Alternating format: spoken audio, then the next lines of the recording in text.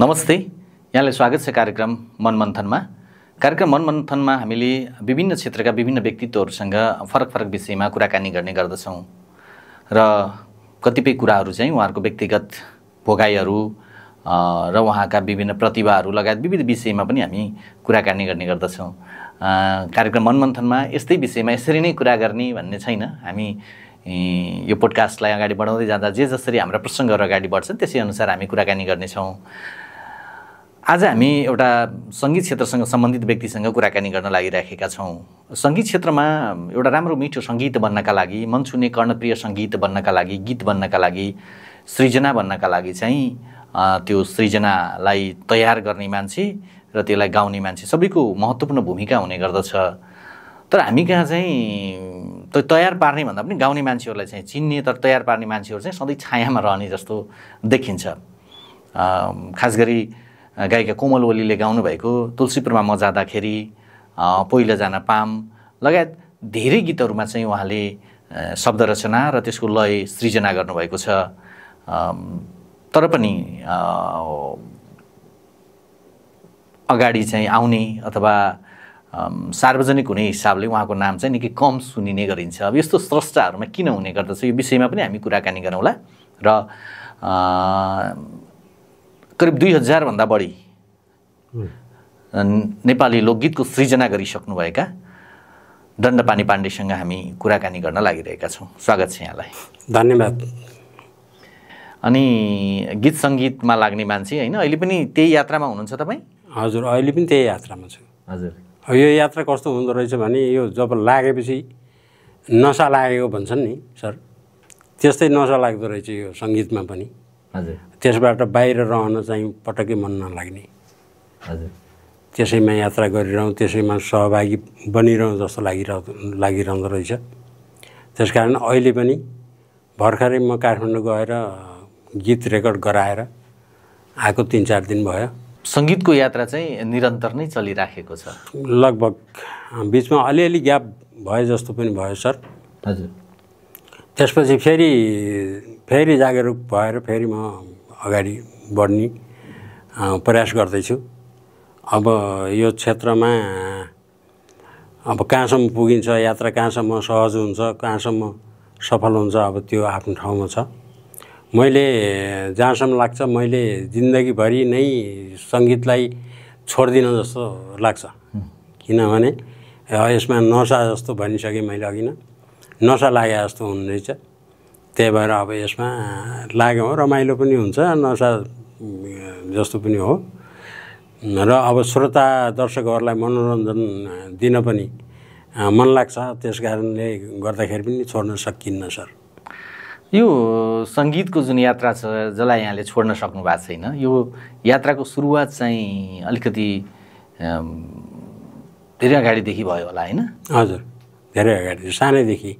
लगभग सानैदेखि मैले, हाम्रो घरमा रेडियो थियो त्यति बेला, जापानिज रेडियो थियो। त्यो रेडियोबाट लगभग रेडियो नेपालका अरू त मिडिया नै लगभग थिएनन्। रेडियो नेपालबाट बज्ने लोकगीतहरू देखि आधुनिक गीतहरू पनि हल्का, तर मैले धेरैजसो लोकगीतै सुन्थेँ। लोकगीत सुनेर मैले लगभग 300-400 लोकगीतहरू कण्ठै थिए मलाई, शब्दसहित भाकासहित पुरै। त्यो कण्ठ थियो त्यति बेला। मैले रेडियो नभएको बेलामा पनि त्यो गीत मैले आफै गाउँथेँ। आफै गाएर अरूलाई मनोरञ्जन दिन्थेँ। जस्तै अब गाउँमा जाने, नाच हेर्न जाने, त्यस्तो प्रक्रिया चल्थ्यो। त्यति बेलाको गीतहरू? त्यति बेलाको गीतहरू त यिनी अब वासुदेव मुनालहरू भए, उहाँहरूको गीतहरू भयो। पूर्वेली यता गीतका मान्छेका नामहरू पनि बिर्सेँ मैले लगभग। अब गीतहरू कोही कोही मात्रै सम्झिन्छु। पूर्वेली भनेपछि तुलसी पराजुलीहरू? तुलसी पराजुलीहरू उहाँहरू चाहिँ पछिका हुनुहुन्छ। त्योभन्दा अगाडि कविता आलेहरू, पाण्डव सुनवार, वासुदेव मुनालहरू, तिनीहरू उहाँहरूका गीत भए। यता पश्चिमेली गीतहरू पनि थुप्रै थिए। कुमार बस्नेत दाइका गीतहरू, यिनी गीतहरू मैले प्रशस्त सुनेर मैले कण्ठ पनि गरेको थिएँ। सायद त्यो स्कुलमा पढ्न जाँदाखेरि मान्छेले पढेर पछि त्यो सम्बन्धी ज्ञान प्राप्त गर्छ। त्यस्तै जस्तो मलाई पनि गीत सुनेर त्यसैबाट प्रेरणा पाएर मैले अहिले गीत बनाउनु सक्छु जस्तो लाग्छ। भनेको मलाई कुनै औपचारिक गुरुहरू सिकेको औपचारिक त्यस्तो केही छैन यहाँ? केही छैन। हजुर, त्यस्तो केही छैन। मैले कतै गुरु कसैलाई मानेर सिकेको होइन। अब मैले सरस्वती आमालाई भरि मैले सम्झिन्छु। आमाले दिएको हो यो हुनलाई। मैले जो सुने पहिला रेडियो नेपालबाट आउने गीतहरू, तिनी गीतहरू पनि मेरा स्रोतहरू हुन् जस्तो लाग्छ। अब त्यो त्यति बेलामा जस्तो आफ्नो प्रतिभा चाहिँ प्रस्फुटन गर्ने त्यस्तो एउटा कुनै क्षेत्रहरू अथवा प्रतिभा प्रस्फुटन गर्ने चाहिँ त्यो हुन्छ नि त अवसरहरू के हुन्थ्यो त्यति बेला? होइन, त्यति बेला त खासै केही मेरो पालामा त खासै केही थिएन। म स्कुल पनि गइनँ। स्कुलमा प्रतियोगिता भएर गाउन पाउने त्यस्तो मौका पनि मैले पाएन। मैले चाहिँ गाउँमा जाने, यसले त गीत गाउँछ, ल तैँले गीत गाउँछस्, तैँले गीत गाउनुपर्छ भन्ने मलाई गाउन लगाउने भरि थियो। मैले त्यही रेडियो नेपालकै गीतहरू, सुनेका गीतहरू गाउँथेँ। पछि गएर मलाई आफै नै गीत बनाउन रहर लाग्न थाल्यो, नयाँ गीतहरू। एकचोटि एउटा गीत पनि बनाएर, सुरुमा बनाएको गीत याद छ? सुरुमा बनाएको गीत मैले हाम्रा स्वर्गीय राम थापा दाई ठट्यौली पाराको गीत गाउनुहुन्थ्यो उहाँले। हजुर, उहाँ चाहिँ बित्नुभयो। उहाँले गाउनु भएको छ। उहाँले आफ्नै खर्च लगाएर प्राइभेट रेकर्ड गर्नुभएको थियो। सुनाउनु न त्यो तपाईँको। उहाँले र एकजना सीता थापा भन्ने बहिनीले गाउनु भएको छ। हे जाउँ बुढी हाम्रो घरमा बाटो यतै हो, बुढीलाई बुढो चाहिने रितै हो। यो केटाको भयो। यो केटीले हे हेर न यो बुढाले कुरा छाटेको, म यस्ती बुढीलाई लानाटेको। यस्तो छ। लोकदोहोरी भनेपछि यो माया प्रेम यही नै बढी हुने होइन? हजुर हजुर। अब यो अलि ठट्यौली भएको भएर उहाँलाई चाहिँ मैले यो राम थापालाई नै दिनुपर्छ भनेर मैले मनमा सोचेको थिएँ। नभन्दै पछि उहाँलाई नै सुनाएँ मैले। जस्तो यो यहाँ गाउँको मान्छे, पाते टाकुराको मान्छे होइन, काठमाडौँ पुगेर राम थापालाई गीत दिनु, गीत गाउन लगाउनु, यो त धेरै जटिल कुरा होइन र? कसरी गर्नुभयो तपाईँको एउटा अनुभव सुनाउ न। मेरो अनुभव त धेरै तिताहरू छन् सर। सबै सुनाउनु। अब त्यो दुःख बेसरी पाएर पनि अब त्यो अरूलाई उज्यालो दिँदाखेरि आफै जल्छ बत्ती भन्छन्। हजुर, त्यस्तै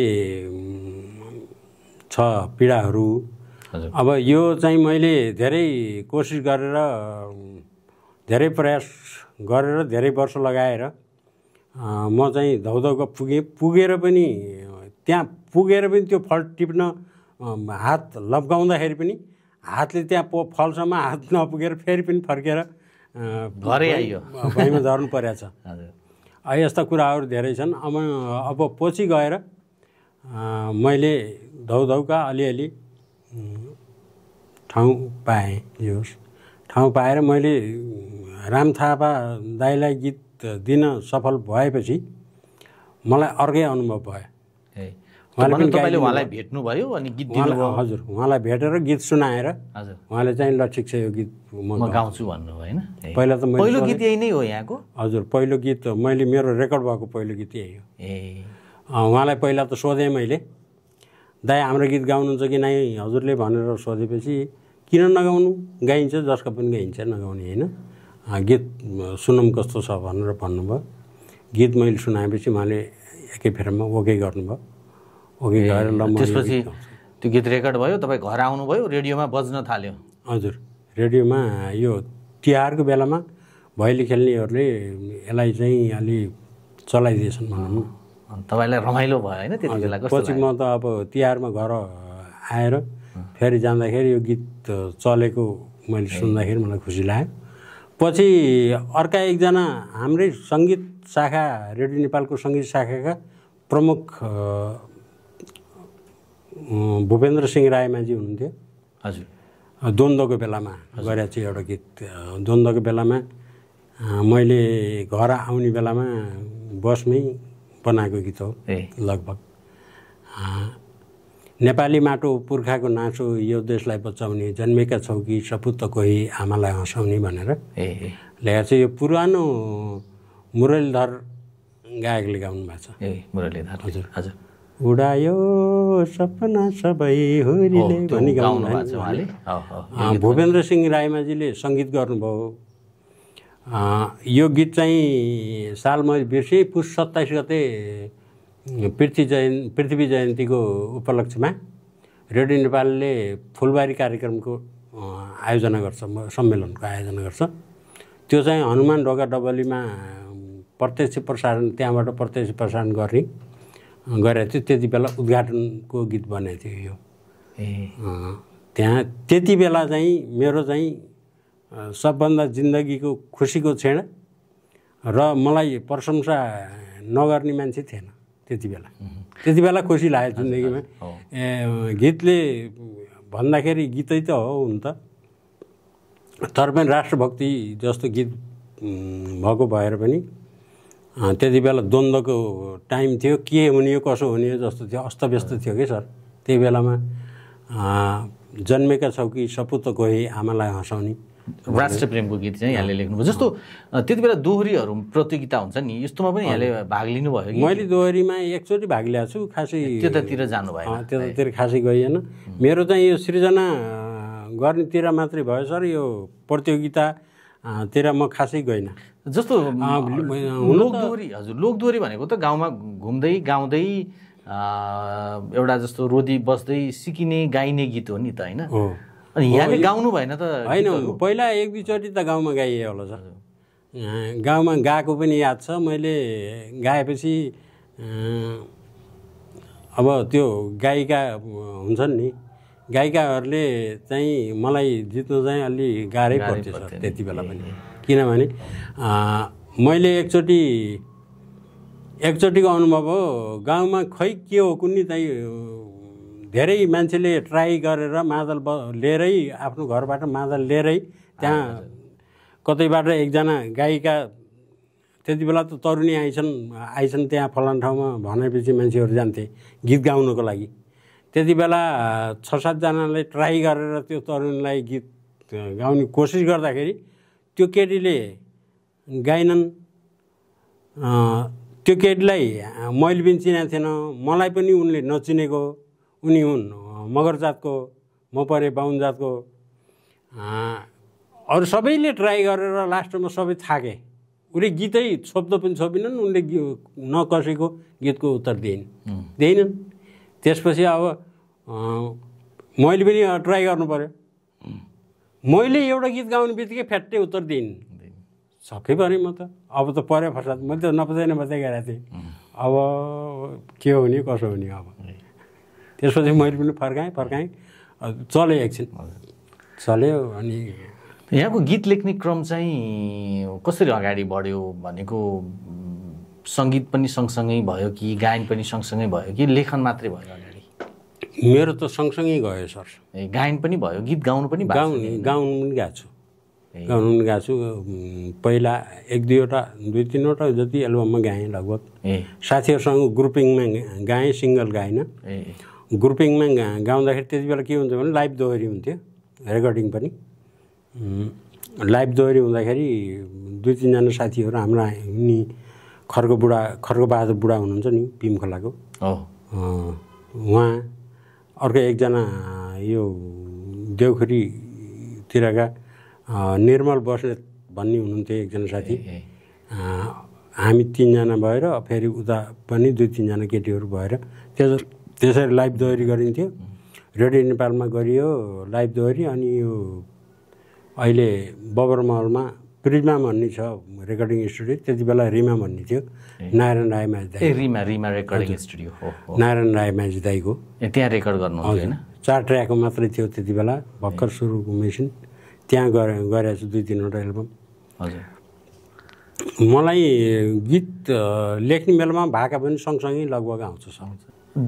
जस्तो गीत गाउने काम त यहाँले धेरै गर्नु भएन होइन? अलिअलि मैले गाउने काम गरिनँ। मैले गाउने पहिला गाएँ, पछि गएर के भयो भने यो जो क्यासेटहरू, दोहोरीका क्यासेटहरू बिक्री हुन्थ्यो नि सर, त्यति बेला अब राम्रा गायकका मात्र चल्ने भए, जस्तै राजु परियार, अब खुमन अधिकारी अलि पछि आएका हुन्, उनका अब यिनी लगायत लक्ष्मी नेवानी, विश्वमाझी, बद्री पङ्गेनीहरू।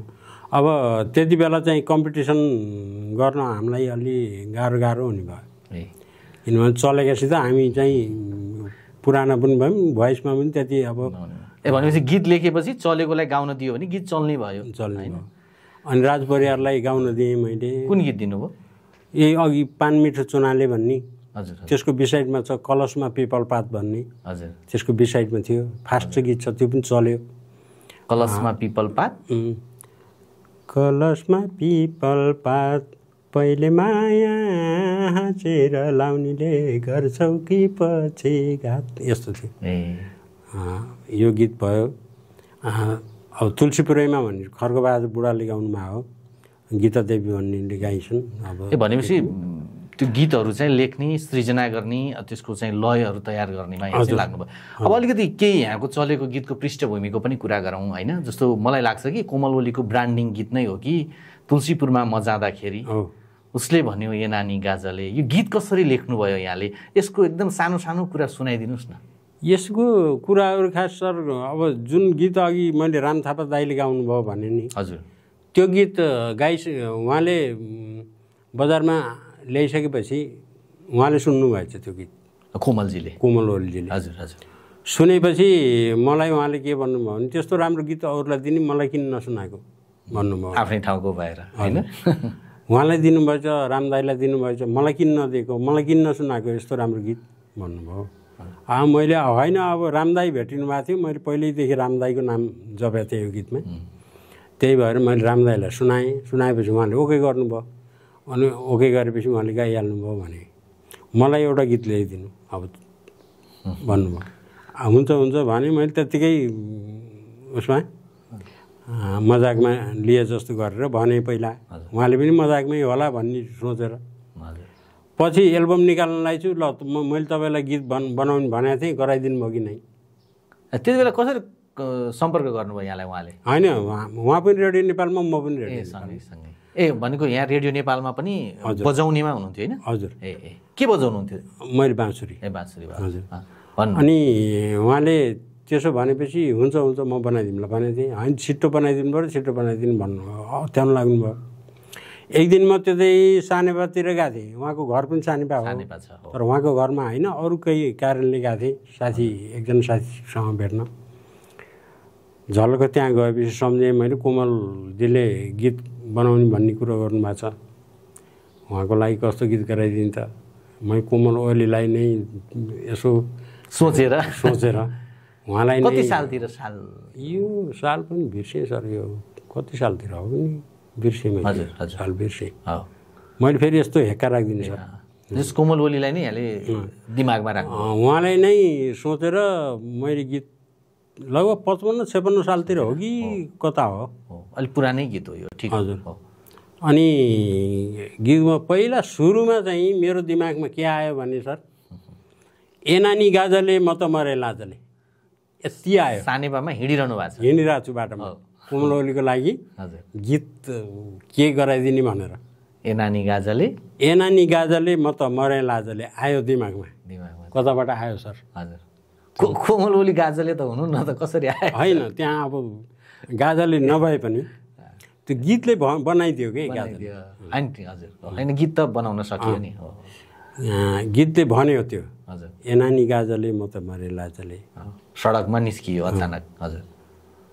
केटाले ए नानी गाजले भन्यो, अब केटी चाहिँ त्यो भन्यो भनेर लाजले मरेको। केटी चाहिँ म त मरे लाजले, उसले भन्यो ए नानी गाजले म त मरे लाजले। अनि त्यसलाई अब विस्तार गर्छु भनेर अब त्यसको भूमिका सुरुको त बनाउनु पर्यो। कुन अवस्थामा भन्यो, के गर्दाखेरि भन्यो त त्यो ए नानी गाजले म त मरे लाजले।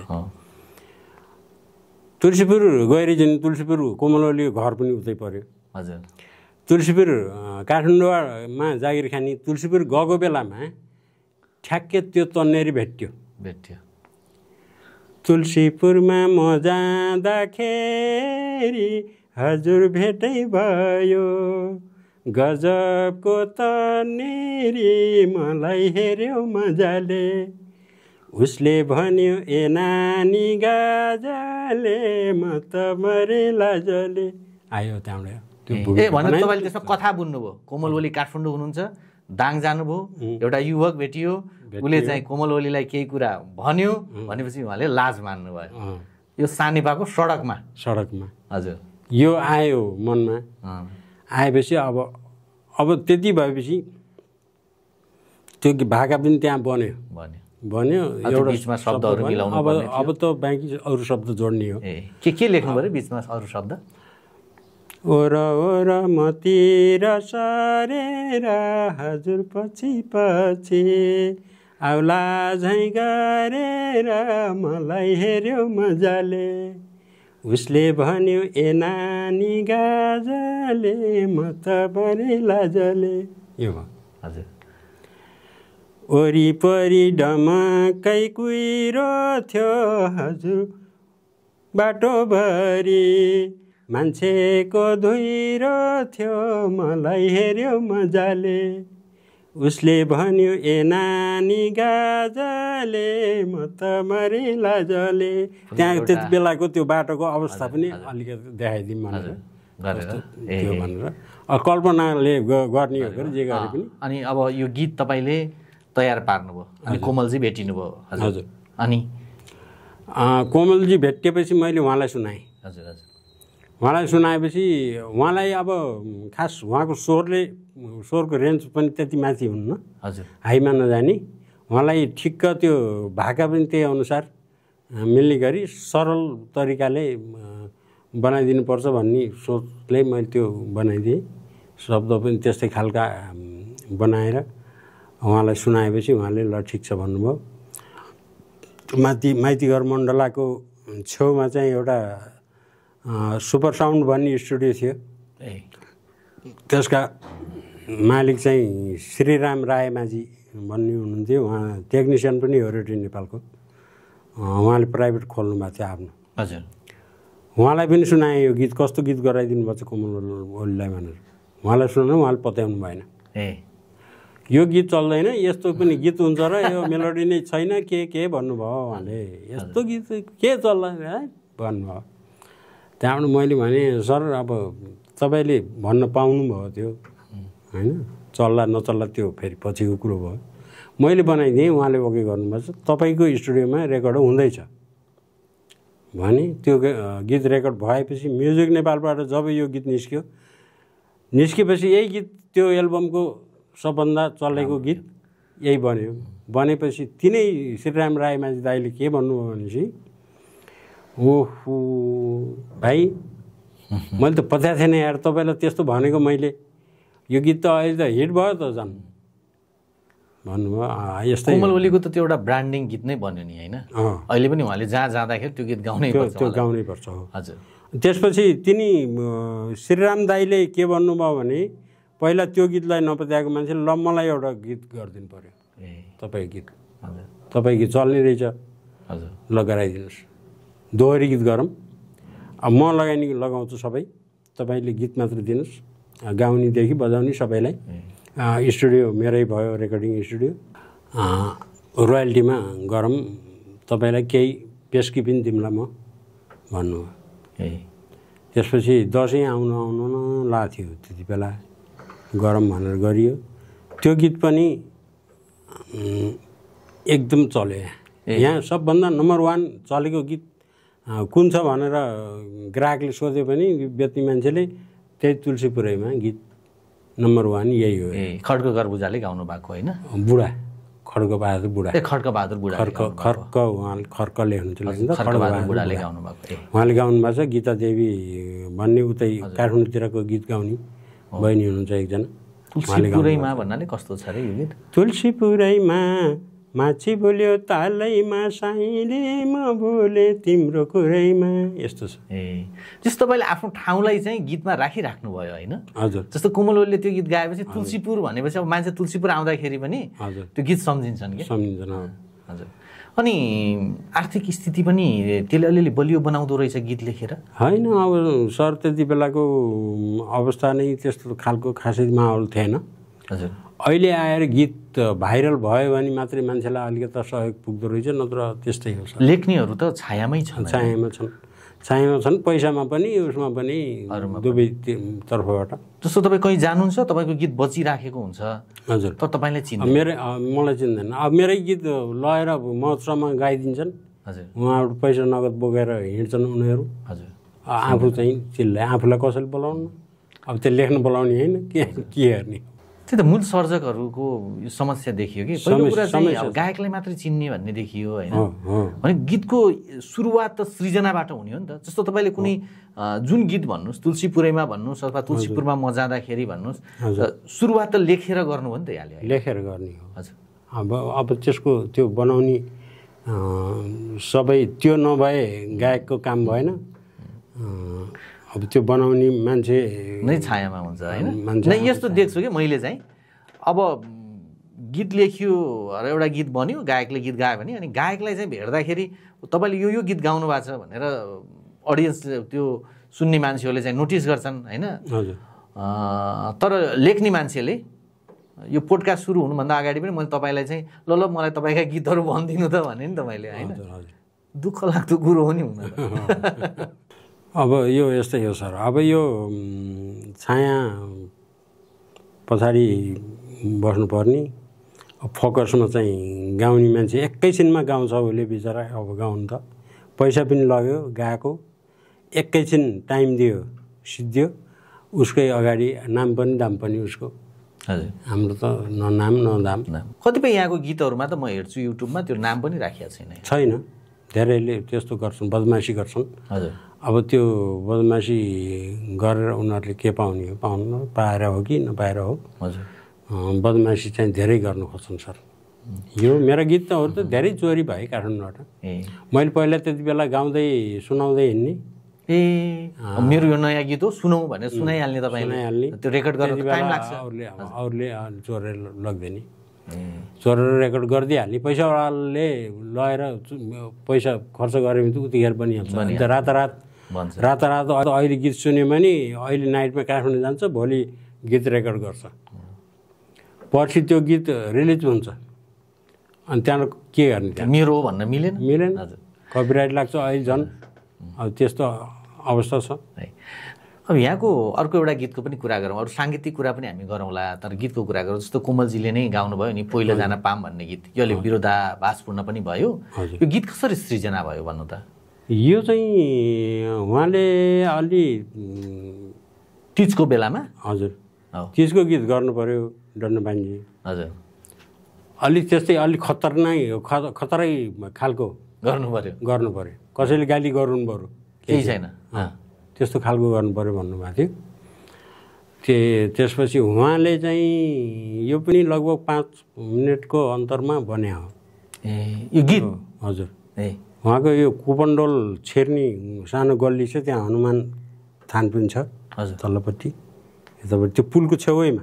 पुल यता काठमाडौँबाट पुल क्रस गर्ने बित्तिकै कुपन्डोलको यता पहिलो गल्लीमा छेर्नी बाटोमा त्यहाँनिर तल्लो माथिल्लोपट्टि घरमा पुलको छेउमा एउटा घर थियो। त्यहाँ चाहिँ उहाँहरूको एउटा मिडिया म्याटर्स भन्ने अफिस थियो, पत्रकारिता सिकाउने।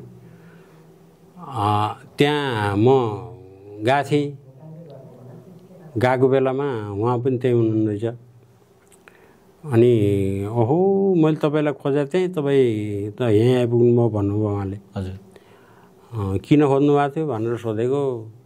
तिजको गीत गर्नु पऱ्यो, ल तुरुन्तै गीत लेख्नु, ल यति बसेर गीत लेख्नुहोस्, ल्याउनुहोस् कापी ल्याउनुहोस्, के कलम कापी हातमा थमाइदिनु भयो उहाँले। तिजको गीत यहीँनिर लेख्नुहोस्, तपाईँले यहीँ बसेर ल्याउनुहोस्, म एकछिन त्यहाँ त्रिपुरेश्वर पुगेर आउँछु, त्यति बेलासम्म तयार हुनु पऱ्यो। त्यति बेलासम्म तपाईँले यहाँ गीत लेखेर बस्नुहोस्। त्यो अनि कुपन्डोलको त्यो चाहिँ अफिसमा कोमलजीले यहाँलाई चाहिँ कपी दिनुभयो, गीत लेखिदिनु। हजुर। अनि आफू चाहिँ म एकछिन त्रिपुरेश्वर पुगेर आउने काम छ, त्यहाँ पुगेर आउँछु, तपाईँ यहाँ गीत लेखेर बस्नु भनेर। हजुर। कापी कलम दिनुभयो। हजुर।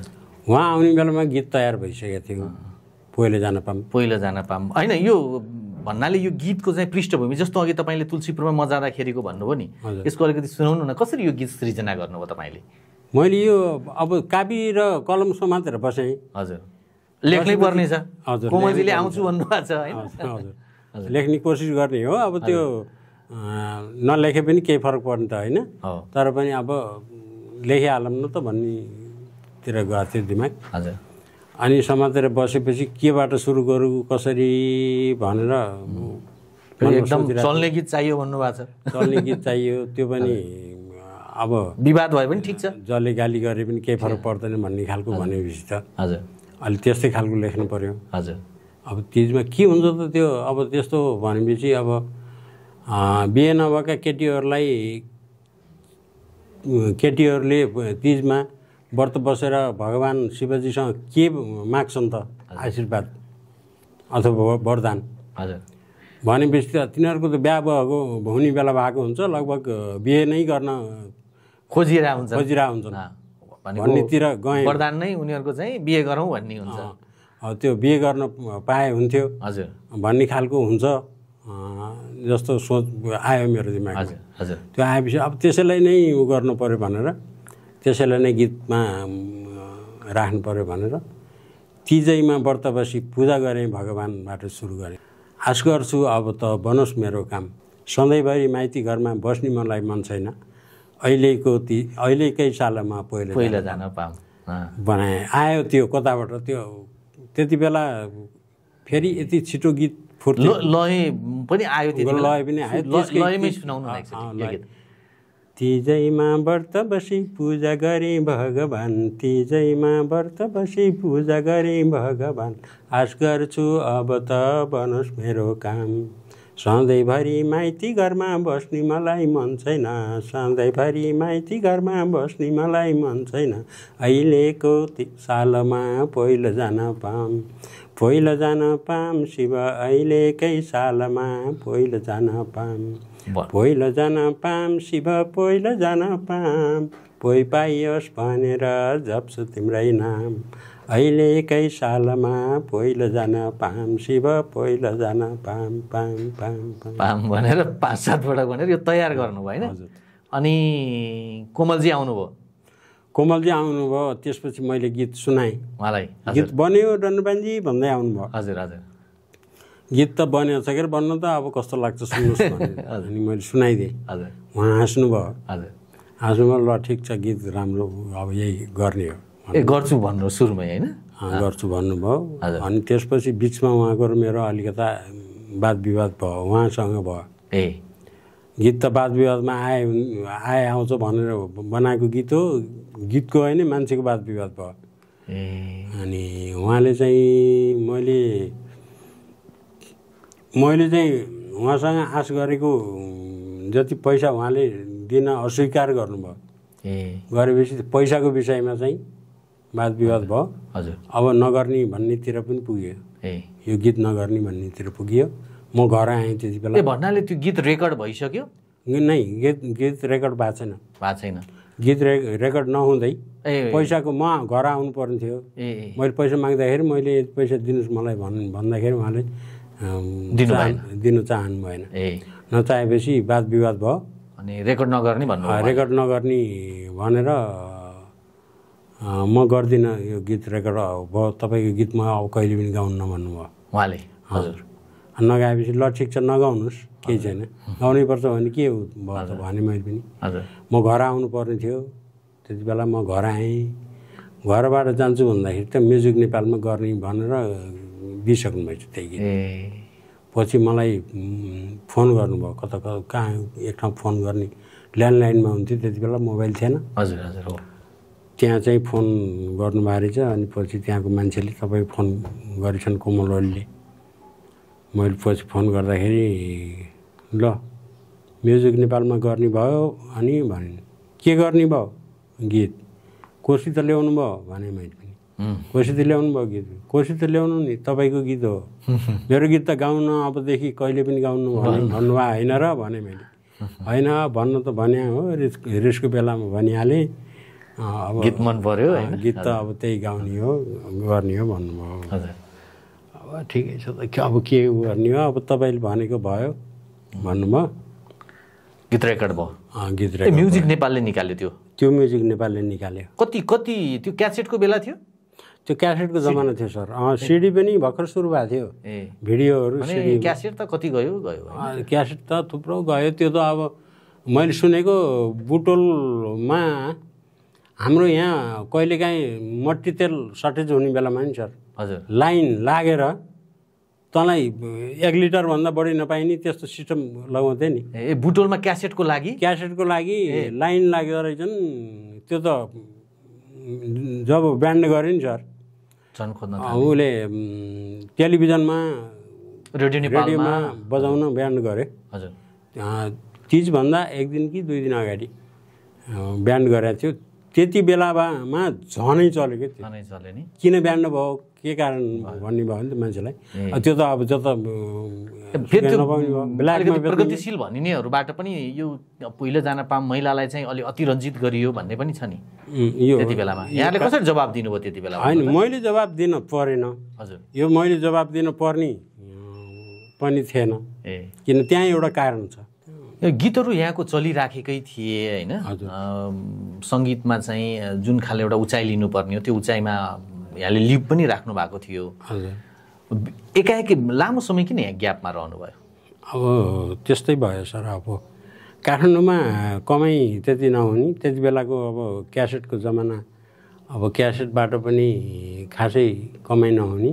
हजुर। अब बेच्न कि त एउटा क्यासेट गऱ्यो भने लगानी लगाउनै पर्यो। त्यो लगानी उठाउनलाई क्यासेट डल्लै बेच्नु पर्ने सर, एकमुष्टै।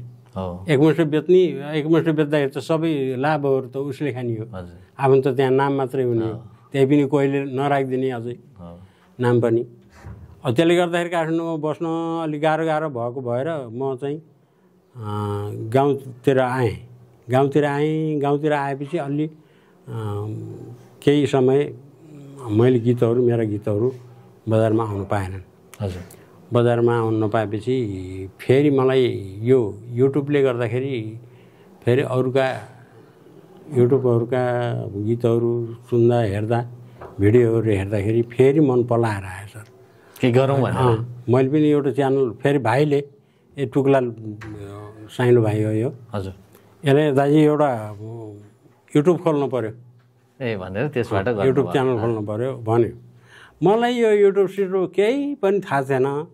युट्युब च्यानल खोल्नु पर्यो भन्यो। त्यहाँ के हुन्छ त्यो खोलेर भने मैले। अनि त्योभन्दा अगाडि पनि एकजना हाम्रा नारायण खड्काको हुन्छ नि पत्रकार। हजुर। उहाँले चाहिँ दाइ तपाईँले एउटा युट्युब च्यानल खोल्नुपर्छ भन्नुभएको थियो। अब त्यो युट्युब च्यानल भनेको के हो कस्तो हो मलाई त केही पनि थाहा थिएन। पछि फेरि भाइले भन्यो च्यानल एउटा खोल्नु पऱ्यो। के हुन्छ त यसबाट भनेर पैसा आउँछ। कति आउँछ? 2-3 लाख भन्यो। जम्मा 2-3 लाख आउने हो कि या महिनामा 2-3 लाख आउने हो कि या के हो त्यो पनि केही पनि थाहै छैन आफूलाई। अनि तपाईँ युट्युब च्यानल खोलेर त्यहाँ गीतहरू राख्नु थाल्नु? त्यहाँ ल खोलिदियो नि त एउटा च्यानल भने यिनीहरूले खोलिदिए। गीतहरू राख्नुभयो त्यहाँ? गीतहरू मैले अब गीत त के हुनु, अब पैसा भएपछि अब राम्रो रेकर्ड गरेर हालौँ भन्ने भएन। मैले बाँसुरी बजाउने, त्यही बाँसुरी बजाउँदै हाल्दै गरेँ। एउटा गीतभरि राधिका मालले गाएको गीत छ। हजुर। त्यो गीत रेकर्ड गराएर यहीँ गाउँमै भिजुअल गरेर गाउँकै केटीहरूलाई नचाएर तिनीहरूलाई नचाएर चाहिँ गरेँ। हजुर। त्यसपछि बिचमा चाहिँ मैले फेरि त्यो भिडियो हाल्न पनि छोडिदिएँ सर। जस्तो यो तपाईँको सुरुवाती चरण छ नि जुन सङ्गीतमा तपाईँ लाग्नुभयो, लोक गीतहरू सृजना गर्ने, अरू गर्ने, कस्तो व्यक्तिहरूसँग तपाईँले काम गर्नुभयो त्यति बेला चाहिँ? त्यति बेला त म पहिला सुरुमा रेडियो नेपालका साथीहरूसँग मेरो सङ्गत भयो। जस्तै अब रेडियो नेपालमा म प्रवेश गरेँ, त्यहाँका म्युजिसियन साथीहरू, वाद्यवादक साथीहरू, म पनि वाद्यवादक आफै वाद्यवादक भएको कारणले त्यहाँ ठाउँका मान्छेहरू थिए। कोही गुल्मीका, बागलुङका, अलि पूर्वतिरका, तराईतिरका विभिन्न ठाउँका वाद्यवादक साथीहरू थिए त्यहाँ। अनि एकजना साथी ले के भने दोहोरी गीत गर्नुपर्छ, काठमाडौँमा बाँच्न गाह्रो हुन्छ, दोहोरी गीत गर्ने बेच्ने अनि अलि पैसा हुन्छ भन्ने कुरा गरे। त्यो भनेको भएर मैले त्यसको भोलिपल्ट गीत लेखिहालेँ। अब दोहोरी गर्छु त भनेर म ल बाजा हामीले बजाइन्छौँ, गीत बनाऊ, ठिक्क बनाऊ भन्नु लाग्यो साथीहरूले। अनि ल ठिक छ त भने गीत बनाएँ। हाम्रा मधुबाबु थापा हुनुहुन्थ्यो, अहिले स्वर्गीय हुनुभएको छ। गीत लेखेर गएर मधु दाइलाई सुनाएँ, दाइ मैले एउटा गीत लेखेको छु सुन्नुहोस् त कस्तो हुन्छ भने। सर ल पढ त भनेर सर शब्द पढेँ, ठिक छ। उहाँले गाइदिनु भयो त्यो गीत? नै, उहाँले गाउनु भएन, उहाँले चाहिँ एरेन्ज गरिदिनु भयो, त्यो सेटिङ गरिदिनु भयो बाजाहरूको। कसले गाउनु भयो त? त्यो गाउने त मैले आफैले गाएँ। एउटा खड्गबहादुर बुढा, उहाँले धेरै सहयोग गर्ने मान्छे पनि हो। खड्गबहादुर बुढा मेरो, मधुबाबु थापा, चन्द्रकला दिदी, अनि एकजना निर्मल बस्नेत भन्ने हुनुहुन्थ्यो। मधुबाबु थापाहरूले पनि गाउनु भयो यहाँको गीत? मेरो गीत पनि गाउनु भएको छ उहाँले, एउटा गाउनु भएको छ, काली पारेले भन्ने गीत गाउनु भएको छ। काली पारेले कस्तो लय कस्तो? काली पारेले माया लाउँ भन्छन् घरबारेले, यस्तो छ। घरबारेले भन्छ होइन त्यस्तो। यो घरबारेले माया लाउँ भन्छ, तिमी र म भागेर गइजाउँ, यो गर्दौँ। कसरी यो कुराहरूको चाहिँ सुरुवात हुन्छ भन्नुहोस् त लेख्दाखेरि? अब यो यस्तो हुन्छ सर, यो सबै कल्पना हो के अरे। हजुर, कल्पना गर्दाखेरि अब कोही अब घरबारेहरूले पनि एउटा घरबार त्यागेर अर्को घरबार गरेका हुन्छन्। त्यस्तै त्यस्तै कुरालाई लिएर अब त्यो त्यही कल्पना हो लगभग, त्यस्तै खालको। यो गीतका स्रोतहरू के हुन्छन्? जस्तो यहाँले लेख्नुहुन्छ नि गीतहरू, गीतका स्रोतहरू त सर अब यिनी हामीले गर्ने कुरा जस्तै हुन् के सर। अब हजुरसँग मैले कुराकानी गरिरहेको छु नि, यसलाई अब गीतको पाराले भन्यो भने लयमा ढालेर गऱ्यौँ भने त्यो गीत बन्यो, गीतै बन्यो। खास व्यावहारिक गीतहरू पनि हुन्छन्, कोही अब काल्पनिक गीतहरू शब्दहरू पनि कल्पना गरिएका, त्यो एउटा मान्छेको व्यवहारमा उत्रिने खालका कार्यलाई व्यवहार कल्पना गरेर त्यसको चित्रण गर्ने हो सर। हजुर, चित्रण गरेर देखाउने हो। अब त्यसलाई देखाउँदाखेरि अब हामी खासै हिँडुल गर्ने यस्तै साना सामान्य कुराबाट गीत बनाउने हो। अब शब्दहरू पनि सरल तरिकाले राखेर सबैले बुझ्ने खालको मनपर्ने शब्द सर बगेको भनेर अब त्यसरी कल्पना गरेर लेख्ने हो क्या सर। कहिलेकाहीँ लेख्छु भने पनि त्यो लेख्न सकिँदैन। कापी लिएर दिनभरि कापी कलम लिएर बसे पनि एउटा शब्द बनाउन सकिन्न सर। यो अचम्मको चिज, बाटोमा हिँड्दा हिँड्दै आइहाल्छ। कहिलेकाहीँ बाटो हिँड्दा हिँड्दै मैले एउटा सिँगै दोहोरी बाटोमा हिँड्दा शब्द बनाउँदै, कापी पनि छैन कलम पनि छैन, शब्द बनाउँदै यहाँ मेमोरीमा राख्दै। कुन दोहोरी हो त्यो? धेरै लामो, त्यो मैले पान मिठो चुनाले भन्ने पनि त्यसरी गरेको छु। कस्तो सर त्यो? पान मिठो चुनाले हितको माया झन् टाढा हुनाले झन् सुक्यो रुनाले। यो श्रीमान चाहिँ विदेशमा भएको, हजुर, श्रीमती चाहिँ यता गाउँमा भएको। यसको उसमा कल्पना गरेर ज्यान टाढा हुनाले, हजुर, ज्यान सुक्यो भनेको उसलाई सम्झना चाहिँ हजुर आयो, त्यसरी गराएको गीत हो। हजुर, अब त्यस्तै सम्झेर गराउने हो सर गीतहरू। जस्तो रेडियो नेपालमा चाहिँ गीत रेकर्ड गर्नु मलाई लाग्छ त्यो समयको लागि एउटा ठुलो एउटा चाहिँ युद्ध जिते जस्तो हुन्थ्यो होइन? हजुर हजुर। त्यो कतिको सङ्घर्ष गर्नुभयो यहाँले? त्यो मैले त धेरै सङ्घर्ष। पहिलोपटक राम थापाको गीत नै रेडियो नेपालमा भयो होइन यहाँको? हजुर। त्यो भइसकेपछि कोमलजीले माग्नुभयो। हजुर, कोमलजीले त्यो एनानी गाजाले रेकर्ड गर्नुभयो। त्यसपछि अर्को फेरि लगत्तै 2-3 महिनामा चरीचुच्चे छ दोहोरी चाहियो मलाई एउटा भन्नुभयो, दोहोरी गराइदिए। कोमल ओलीले गाउनु भएको छैन? हजुर। कस्तो छ अरे त्यो? चरीचुच्चे छ तिम्रो जो भनियो जानलाई साह्रै नै मन परेको छ, यस्तो छ। यो राजु परियार र कोमल ओलीले चलेको गीत? चलेको। हजुर। अनि त्यसपछि त्यस्तै गर्दै गर्नु छ। त्यसपछि अरूले पनि माग्न थाल्नुभयो। अरूलाई पनि धेरैलाई दिएछु। बजारमा ल्याउन सक्नु भएन, कसैले ल्याउनु भयो, कसैले ल्याउनु भएन। अनि त्यसपछि नेपाली माटो पुर्खाको नासो भनेर मुरलीधरले गाउनुभएको थियो। वरिष्ठ सङ्गीतकारले सङ्गीत गर्नुभयो। जस्तो लोकदोहोरीमा यति धेरै देशमै एउटा राम्रो चर्चा कमाउने अथवा देश बाहिर पनि चर्चा कमाउने गीतहरू लेख्नुभयो। निरन्तर साधनामा पनि हुनुहुन्छ यहाँ। अहिले पनि केही गरौँ भन्ने यहाँलाई लागिराखेको छ। यहाँका स्थानीय सरकारहरूले विभिन्न कुरा तहका चाहिँ हुन्छ नि, सङ्घ सङ्गठनहरू हुन्छन्, साङ्गीतिक सङ्घहरू हुन्छ, अरू हुन्छ, राज्य हुन्छ, कहीँ कतैबाट यहाँलाई चाहिँ केही सम्बोधन भएको छ? त्यसो सम्बोधन गर्दैनन् सर। किन गर्दैनन् भने आफ्नो स्वार्थ पुरा गर्नलाई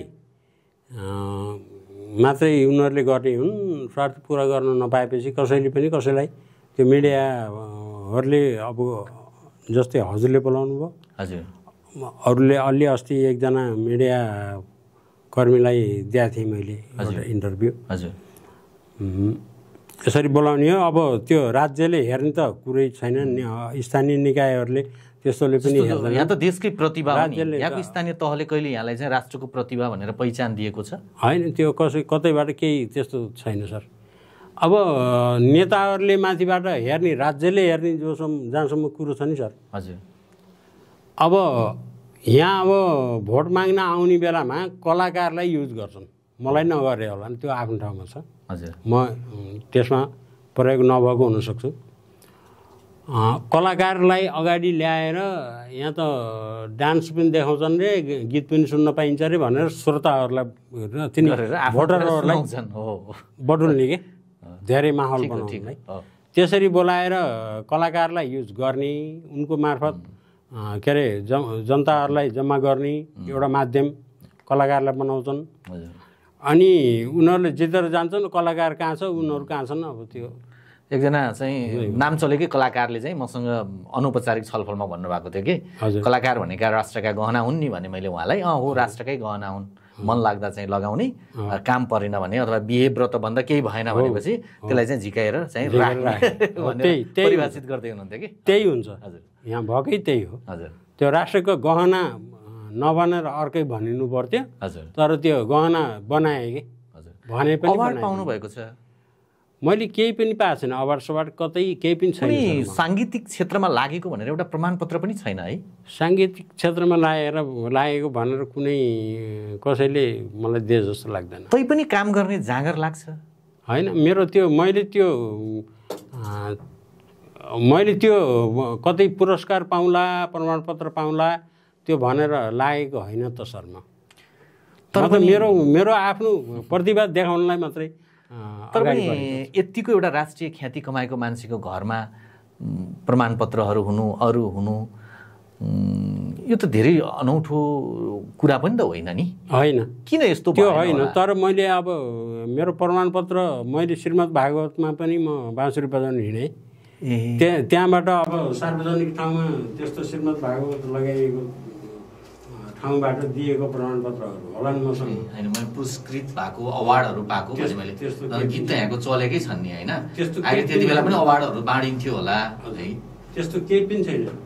भनेको राज्यको तर्फबाट कहीँ सम्बोधन छैन, कुनै त्यस्तो संस्थाको तर्फबाट हजुर दिएको कुनै केही पनि छैन। तर पछिल्लो पटक स्कुलले दिएको थियो मलाई, तपाईँ चाहिँ गीत सङ्गीतमा के अरे काम गरेर गरेको बापत भनेर एउटा स्कुल हाम्रै गाउँको स्कुल अमृत साइन्स अमृत विद्या मन्दिर भन्ने छ एउटा बोर्डिङ स्कुल। बोर्डिङ स्कुलले बरु यहाँलाई चाहिँ सम्मान गरेको थियो है? सम्मान गरेको थिएँ। त्यहाँ चाहिँ उहाँहरूले गर्नुभएको थियो। हजुर त्यो छ।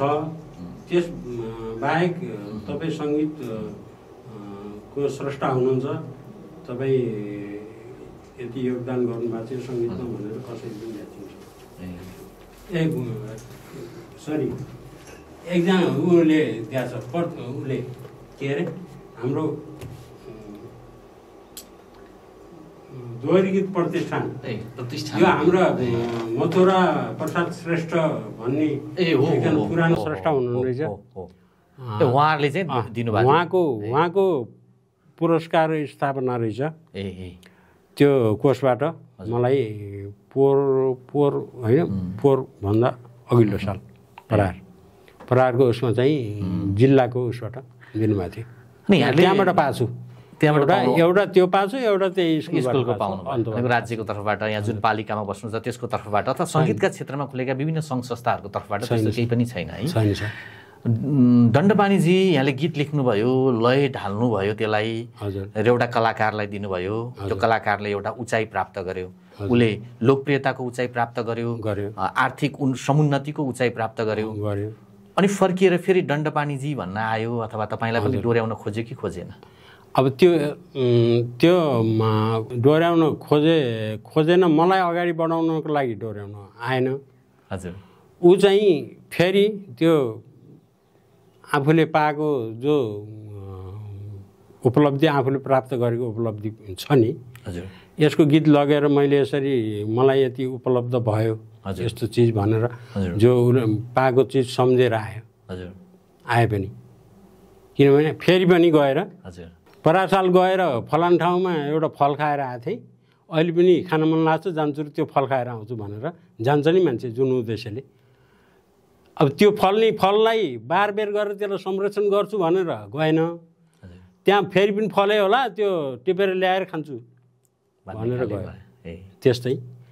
त्यस्तै गरेर आउन मेरो लागि होइन, आफ्नै लागि। अहिले तपाईँसँग चाहिँ रेकर्ड नभएका गीतहरू पनि छन् कि तपाईँसँग चाहिँ? कति जति होला? मसँग छन् सर। कति जति होला? मसँग होला न 8-10वटा।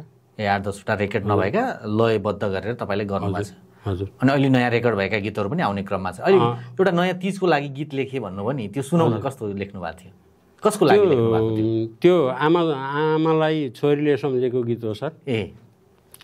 यो छोरीको बिहे भएर टाढा गएको, यो पुरानो उसको मोबाइल फोन नहुँदाखेरि अरू बेला मोबाइल फोन नहुँदा, अब त्यो यातायातको सुविधा नहुँदा नौ डाँडा पारी बिहा गरेको भन्ने हुन्छ नि एउटा, त्यो पुरानो परिवेशलाई मैले यो ओरिजिनलता भनौँ एकदम राम्रो जीवन्तता दिनको लागि तपाईँले दिनलाई मैले पुरानो चिजलाई मैले संरक्षण गर्नुपर्छ भनेर, तर लेखनमा अलिकति आधुनिकता त छ सर। त्यो सुनाउ न अलिकति। अब त्यति बेला तिजमा माइत जान नपाएर छोरीले आमालाई सम्झेर गाएको गीत हो मेरी आमा गाई चराउन गइछन् कि, घाँस काट्न लाइछन् कि, भोकै छन् कि खाइछन् कि, धेरै दुःख पाइछन् कि, मेरी आमालाई नदेखेको धेरै भोक मनै धरेर, मेरी आमालाई सन्चै छ कि बिसन्चो पाइन खबर, मेरी आमालाई नभेटेको धेरै भो मनै धरेर। यस्तो खालको यो चाहिँ अलिकति पुरानो, हजुर, पुरानो पुस्ताले भोगेको कुरालाई चाहिँ यहाँले लोकगीतमा त अब हामी जुनसुकै समयको जस्तो सुकै कुराहरूलाई पनि हामीले चाहिँ पस्कन सक्ने भयौँ। अब यसलाई चाहिँ मैले अलिकता पुरानै उसको शैलीमा, पुरानै त्यति बेलाको अवस्थालाई सम्झेर। सङ्गीतको यति लामो बाटो हिँडिसकेपछि हजुर यहाँनिर गल्ती गरिएछ जस्तो लाग्छ कुनै तपाईँलाई? गल्ती त ठाउँ ठाउँमा धेरै ठाउँमा गल्तीहरू, सम्झिनुहोस् न केही कुराहरू। छन् त्यस्ता गल्तीहरू धेरै। एउटा गल्ती के गरेँ मैले भने, गीत अरूलाई गाउन दियो, आफूले गाएको गाउनुपर्ने एउटा गल्ती त्यहाँ अहिले आएर देखिएको। हजुर। त्यसको सेकेन्ड गल्ती, ल ठिक छ अरूलाई गाउन दिए पनि नाम चाहिँ लेख्न नभुल्नु पर्ने रहेछ, त्यो पनि एउटा गल्ती नै देखाएको छु मैले। किनभने त्यो गायकमै पर्थेँ नि म, त्यहाँ नाम लेखेपछि त्यो पहिले क्यासेटमा नाम देखेपछि त गाउने स्वरमा पनि छ, नाम भएछ त मान्छेले फल्नाले पनि गाएर रहेछ है लेखेको रहेछ भन्ने हुन्छ। त्यहाँ त लेखेको मात्रै देखिने भयो, लय शब्द मात्रै देखिने भयो, गाएको त देखिएन। त्यहाँ एउटा ठुलो गल्ती गरियो। यस्ता गल्तीहरू धेरै छन् सर, अहिले सम्झिन पनि सम्झिन्न। के अरे यसले अघि पनि भन्नुभयो सङ्गीतमा लागि न मान्छेले चाहिँ नाम चाहिँ यसो सुने जस्तो गरिदिए, न केही पैसा कमाइयो, अनि तैपनि परिवारले लागिरहन दिनुभयो। अब होइन, परिवारबाट त मलाई कुनै कति बेला पनि रोकावट छैन। परिवारबाट रोकावट मलाई त्यस्तो छैन अहिले पनि। मैले जति गीत रेकर्ड गराए पनि म आफै गीत रेकर्ड गर्ने जान्छु भनेर हिँडे पनि नजा भनेर रोक्ने छैन। त्यो गीत सङ्गीतमा लागेर यति धेरै गीतहरू रेकर्ड गरेर बजारमा आइसक्दाखेरि यसो हिसाब किताब गऱ्यो भने पाएको पैसाभन्दा गुमाएकै पैसा धेरै देखिन्छ होला है? धेरै, कति धेरै गुमाएको धेरै। अब त्यहाँ परिवारबाट मेरो सबभन्दा मलाई सहयोग गर्ने भनेको मेरो बुढी मिसेस, मेरो बुढीले चाहिँ ठुलो योगदान छ उसको पनि। भनेको आर्थिक रूपमा धेरै यताउता नहुँदा पनि ठिकै छ, तपाईँको कला हो, प्रतिभा हो, अगाडि बढाउनुहोस् भन्ने खाले। नत्र भने हामी कहाँ चाहिँ श्रीमानले गर्ने पेसा र अन्य कुराहरूलाई चाहिँ पैसाको चाहिँ आय आर्जनसँग पनि त जोडिन्छ नि होइन धेरै कुरा। त्यो चाहिँ भाग्यमानी नै हो क्या है। जस्तो अब के भनौँ, अब त्यस्तै हो सर। भएछ यति गीतहरू रेकर्ड भए अरू भयो होइन? हजुर। के रहरहरू छन् केही अझै पनि यो गर्न पाए हुन्थ्यो भन्ने? होइन, रहर त मर्दैन सर, यो रहर मर्ने चिज रहेनछ। हजुर। यो रहर पनि मर्दैन, आत्मा पनि मर्दैन। हजुर। अब के गरौँला जस्तो लाग्छ यहाँलाई यो गर्न पाए? मैले त त्यही हो सर। अब गीतहरू अलि राम्रा राम्रा अझै हजुर जुन अहिलेको वर्तमान अवस्था छ, हजुर, पछि फेरि त्यो बेलाको वर्तमान, म त्यति बेलाको मेरो अवस्था र त्यो वर्तमानलाई जोडेर त्यति बेलाको कस्तो खालको चलिरहेको हुन्छ, पहिला कति बेला चलिरहेको थियो, कति बेला म कत्रो थिएँ, कस्तो थिएँ, जो जमाना बुढो थियो त्यो जमानामा म तन्नेरी थिएँ, अहिले तन्नेरी जमाना छ, म बुढो भएको छु, अब अझै झन् तन्नेरी हुँदै जाला जमाना, त्यति बेला म झन् बुढो हुन्छु। त्यति बेला पनि म त्यो समयसँगै चलेर सँगै हिँडेर मैले त फेरि त्यो ठाउँमा पनि त्यही सुहाउने गीत लेख्न सकूँ, गीतमा चाहिँ त्यही समयको कुरा लेख्न सक्ने, त्यो सन्दर्भलाई मैले समेटेर लेख्न सकूँ भन्ने मेरो चाहना हो। त्यति बेला पनि मेरो गीतमा चाहिँ 1-2 भनेर 10सम्म गन्दिउन् कसैले। हजुर, राम्रो रहेछ भन्ने तरिकाको। हजुर हजुर। अब त्यही हो मेरो चाहना सर। अब हुन त अब पैसा नहुने चिज हो, पैसा कमाउन सकिएन। पैसा कमाउन नसके पनि अब पैसा मरेपछि लिएर जाने त होइन, यहीँ छोडेर जाने हो। तर अहिले बाँच्दासम्मलाई चाहिँ पैसा नहुने चिज पनि हो। अब कसैको लागि कमाइदिन्छु भन्नु पनि यो पनि लगभग वायात जस्तो पनि लाग्छ मलाई सर। किनभने कमाइदिएको राम्रो हो, तर चाह्यो भने मान्छेले एकछिनमा उडाइदिन्छ, चाह्यो भने मान्छेको त्यसको भाग्यमा छ र त्यसको कर्म पनि त्यस्तै राम्रो छ भने कमाउनु पनि सक्छ। मैले मेरो लागि गर्ने हो, छोराले छोरोको आफ्नो लागि गीतहरू छ। जस्तो अहिले पनि यहाँले गीत लेख्नुहुन्छ, यहाँबाट गाडी भाडा हालेर काठमाडौँ जानुहुन्छ, रेकर्ड गराउनुहुन्छ, त्यस्तै खर्च हुन्छ, त्यसको आर्थिक पाटो त अब त्यस्तै हो सर। अब त्यो चाहिँ फिर्ता पनि त्यति धेरै हुँदैन नि त अहिले त होइन, तर पनि लागिराख्न मन लाग्ने होइन? हजुर। नसा छ तपाईँलाई? नसा छ, नसै लागे जस्तो भयो सर। हजुर, लागिहाल्यो। हजुर, होइन ठिक छ, एकदम राम्रो छ। यहाँका गीतहरू राम्रै चलेका छन्। यहाँले अघि भने जस्तै कुनै न कुनै दिन दण्डपानी पाण्डे भनेर यो सोसाइटीले अब समाजले अवश्य पनि खोज्ने छ यहाँलाई। हामीले खोज्यौँ, यस्तै अरूले खोज्ने छ अवश्य पनि। हजुर। अब अरू त्यस्तै हो, खुसी बटुल्ने चिज एउटा यही हो सर। हजुर। हजुरले मलाई बोलाउनु भयो, हजुरसँग कुरा मैले गरेँ। हजुरले चाहिँ गीत राम्रा भनिदिनु भयो, मलाई पनि प्रशंसा गरिदिनु भयो, त्यही सुनेर म त्यहीबाट बाँच्ने। ठिकै गरिएछ, बाँच्ने आधार। एकतिर अर्कोतिर गयो भने फेरि अब आर्थिकतिर गइयो भने आफूसितका मान्छेले गाडीमा चढाएका छन्, कोही पक्की घर बनाएर बसेका छन्, अनि त्यस्तै खालको अब लगाइ खुवाइ हिँडडुल उठबस त्यस्तै खालको छ। आफ्नो चाहिँ जस्तो पहिलाको थियो त्यस्तै छ, त्योभन्दा म बदलिएको पनि छैन। मेरो अवस्था त्यस्तै खालको छ। अब गीत अगाडि बढाएका छन्, बाहिरबाट देख्ने अब दर्शकहरूले चाहिँ जसले गाए उसलाई मात्रै हेरेका छन्, म पछाडि छायामा छँदैछु। मलाई यसैमा चित्त बुझेछ अब के गर्ने चित्त बुझाउनै पर्छ। हजुर धन्यवाद यहाँलाई धेरै धेरै। हस् धन्यवाद बोलाइदिनु भयो धेरै धेरै खुसी लाग्यो।